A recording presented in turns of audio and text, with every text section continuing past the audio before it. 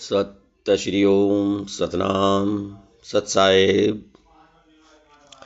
हे सत्संग प्रेमियों, हे समस्त साध संगत, आज हम आपके सामने कबीर मूल बीजक का रामायणी नंबर 13 का वर्णन करेंगे।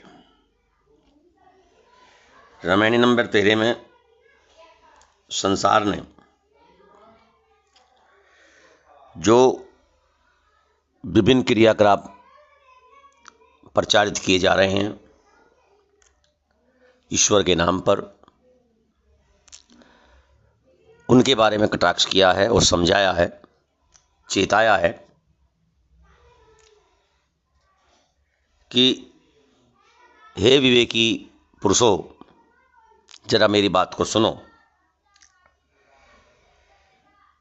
और विवेक से इस बात को समझो कि तुम जिस मार्ग पर चल रहे हो वो तुम्हारे लिए बहुत ही नुकसानदायक है। इसमें कोई लाभ नहीं है।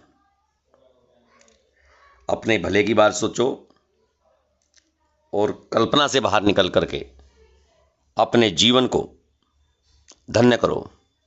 यह देह ही मूल है, ये देह मूल है। इसी के द्वारा अच्छे या बुरे कर्म किए जा सकते हैं और अपने जीवन को सुंदर और आनंदित सुखमय बनाया जा सकता है। नहीं प्रतीत दो जय संसारा, दर्भ की चोट कठिन कै मारा। सो तो से सो जाय लुकाई, काहे के प्रतीत न आई। चले लोग सब मूल गमाई, यम की बाड़ी काट नहीं जाई। आज काज को काल यगाजा, चले लादी दिगंतर राजा। सहज बिचारे मूल गमाई, लाभ ते हानि होय रे भाई। ओची मति चंद्रमा गोद अथई, त्रिकुटी संगम स्वामी बसई।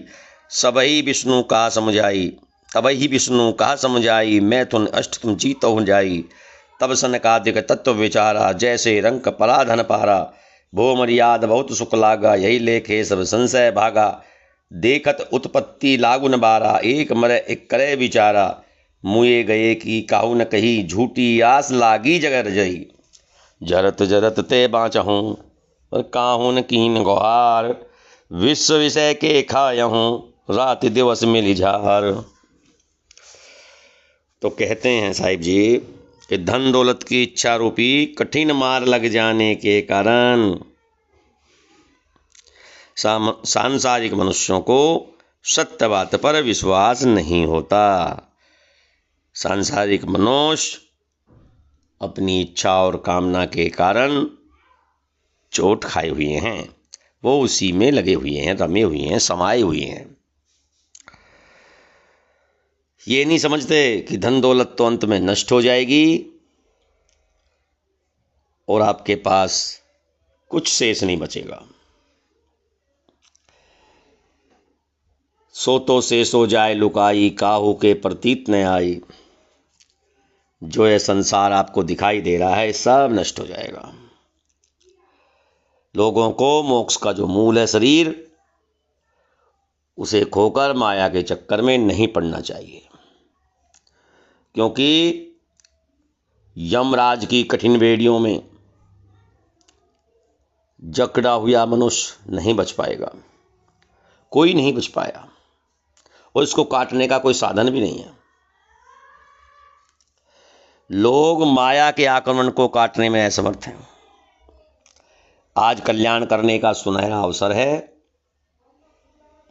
क्योंकि पता नहीं कल को देख पाएंगे या नहीं। सो तो से सो जाए लुकाई, काहू के प्रतीत न आई। संसार के बड़े बड़े राजे महाराजे अपना सब कुछ यहीं छोड़कर अपने कार्यों की कठिन गठरी को साथ लेकर इस संसार से विदा हो गए। माया की भूल भुलैया में पड़कर व्यक्ति अपना विवेक खो बैठते हैं,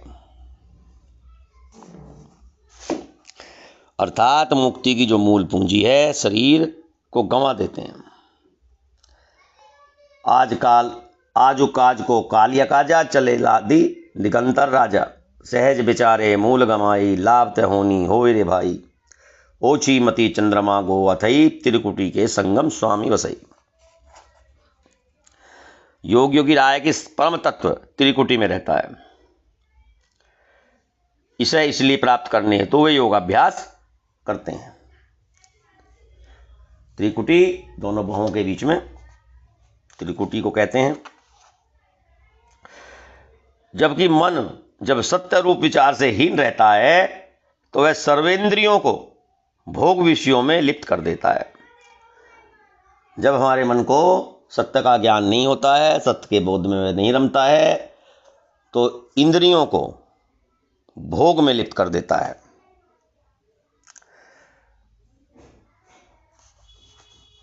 अर्थात साधकों में से जिनकी बुद्धि मलिन हो जाती है उनका मन विषयों में लीन हो जाता है। मनुष्यों की ऐसी हालत देखकर तब ही विष्णु कहा समझ आई, मैं तो अष्ट तुम जीता हूं भाई। तब सनकादि के तत्व विचारा, जैसे रंग परा धन पारा। विष्णु जी ने फिर ऐसी हालत देखकर समझाया कि योगाभ्यास से पहले अष्ट मैथुनों पर विजय प्राप्त करनी चाहिए। यहां विष्णु जी जो है सदाचारी हैं। विष्णु जी का मतलब यह सदाचारियों से है, ज्ञानियों से है। उन्होंने समझाया कि योग अभ्यास से पहले अष्ट मैथुनों पर विजय प्राप्त करनी चाहिए। शनकादिकों और मुमुक्षुओं ने आत्म तत्व का विचार किया तो वे बहुत संतुष्ट हुए। तब शनकादिक तत्व विचारा, जैसे रंग पराधन पारा। जब शनकादिक आदि मुमुक्षुओं ने आत्म तत्व का विचार किया तो वे बहुत संतुष्ट हुए, मानो जैसे दरिद्र को भारी संपत्ति प्राप्त हो गई हो, जैसे रंग परा धन पारा, जैसे गरीब को पड़ा हुआ धन मिल गया हो, वो संपत्ति मिल गई हो। मोह माया में पड़कर एक व्यक्ति पतित हो रहा है, दूसरा उसी माया में गिरने को तैयार है। भो मर्याद बहुत सुख लागा, यही लेके सब संशय भागा। जो इस मोह माया से निकल जाता है, जो इसको देख लेता है, इस मोह माया के कष्ट को और इसके हानि को, वह बहुत सुख पाता है। और जो इस मोह माया में पड़े हुए व्यक्ति को पहले सुख लगता है, लेकिन जब इसको समझ लेता है तो उसे सच्चा सुख प्राप्त होता है, जो निश्चय निकल जाता है। देखत उत्पत्ति लागू ने बारा, एक मरे एक करे बिचारा। मुए गए कि काहू न कही, झूठी आस लागी जग रही।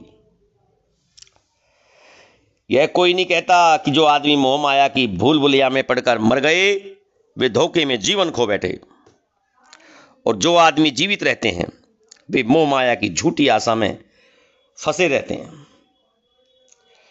एक मर गया और उस मरते हुए को, यानी कि उस मोह माया में डूबे हुए को देख करके दूसरा जो है विचार नहीं करता कि पागल है, ये कहां मोह माया के चक्कर में पड़ा हुआ है, ये साथ नहीं जाएगी, यहीं रह जाएगी, सब कुछ यहीं रह जाएगा। अपने आत्मस्वरूप का उसे बोध नहीं होता, ना करना ही चाहता है।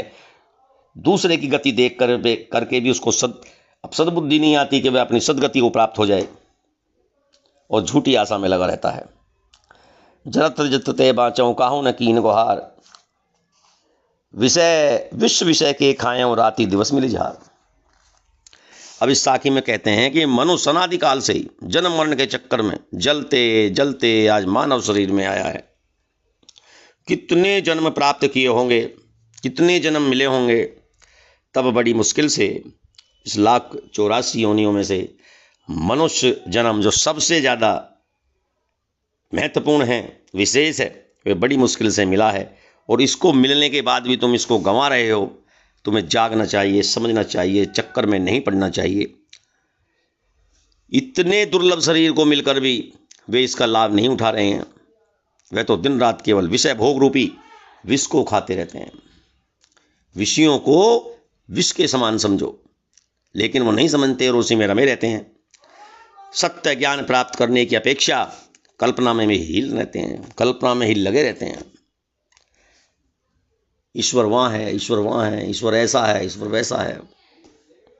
बाहर ही खोजते रहते हैं, बाहर ही खोजते रहते हैं। कर्मकांडों में, उपासनाओं में, जप कीर्तन नमाज में, मस्जिद में, मंदिरों में, गुरुद्वारे में, लेकिन उनका स्वामी उनके अंदर ही है। सत्य श्री ओम। सतनाम सत साहिब।